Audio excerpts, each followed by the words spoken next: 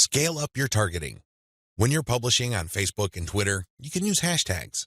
This is definitely true with Instagram.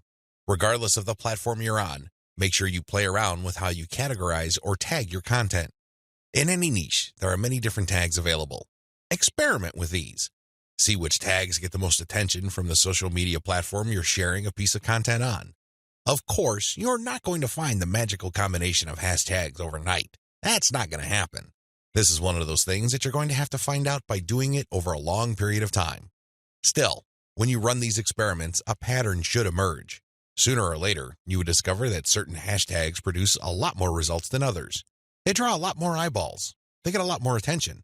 Most importantly, they get a lot more engagement. Stick with those. Experiment with tagging niche-focused influencers. When you're doing research on hashtags on Twitter, for example, you would be able to find influencers that specialize in those hashtags.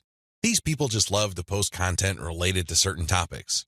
They use a narrow range of hashtags every time they post. It seems that's all they focus on. Find these people. Look at their content. Are people retweeting them a lot? Are they getting a lot of love for their content?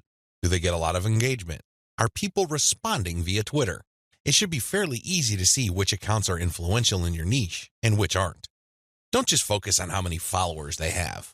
Instead, look at the total amount of engagement they get, and also pay attention to the ratio of followers they have to the number of accounts they follow.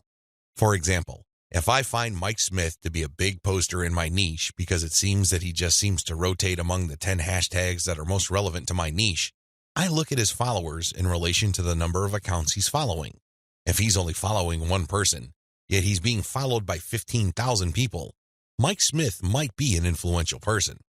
I say that he might be because I'm also going to have a look at the engagement levels of his posts. Are his posts getting a lot of retweets? Are a lot of people responding?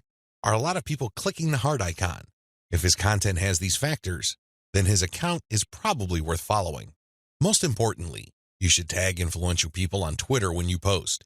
You use your most powerful hashtags and you mention them in your post. This can help you get on their radar. These people would be put on notice that you are also sharing content that is similar to the stuff that they are interested in. If they check out your stuff and they like what they see, don't be surprised if they share your content with their following. Engage with them. Let them know about your questions or suggestions. In fact, you should engage with them so much that you can possibly create a relationship where they would publish your guest posts if they're bloggers, or discuss whatever it is you're doing on their social media platforms. At the very least, when you partner with them, they become part of your content distribution network. In fact, a lot of them can even get you interviewed on influential blogs in your niche. Don't think that influencer engagement is simply restricted to tagging people. That's just the beginning. That's actually the tip of the iceberg. They can do so much more for you. You just have to continuously engage them and be social. This doesn't mean that you have to kiss their butt.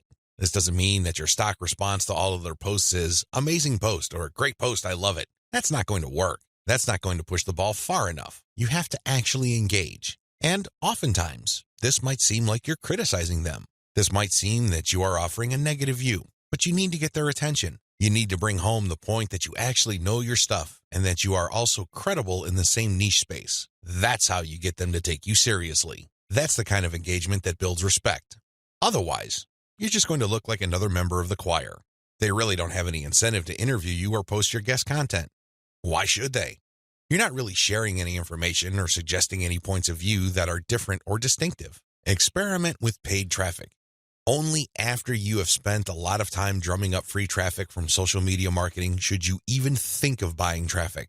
I know this sounds a bit extreme, but it's the absolute truth. Why?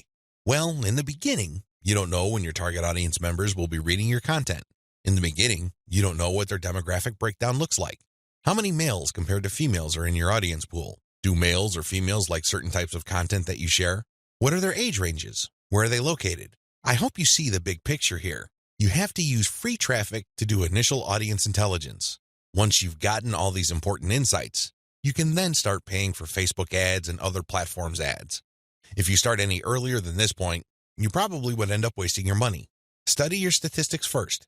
Pay close attention to audience patterns. Take out ads based on these patterns.